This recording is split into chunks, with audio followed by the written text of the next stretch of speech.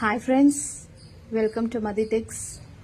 இன்னைக்கு நாம் பார்க்க போகிற இந்த கிழங்கு முடவாட்டுக்கால் கிழங்கு, சைவ ஆட்டுக்கால் சூப் அப்படின்னு கூட சொல்லுவாங்க, சைவ ஆட்டுக்கால் கிழங்கு அப்படின்னு சொல்லுவாங்க. ஏன் இதுக்கு இந்த பேர் வந்துச்சுன்னு பார்த்தீங்க அப்படின்னா, ஆட்டுக்கால் சூப் எந்த அளவுக்கு டேஸ்டாக இருக்கோ சேம் லெவல் வந்து இந்த கிழங்கோட சூப்போட டேஸ்ட் வந்து ஆட்டுக்கால் சூப்போட டேஸ்டையே வந்து மிஞ்சிரும். அந்த அளவுக்கு வந்து இது வந்து ரொம்ப சூப்பர்பான ஒரு டேஸ்ட்ல இருக்கும்.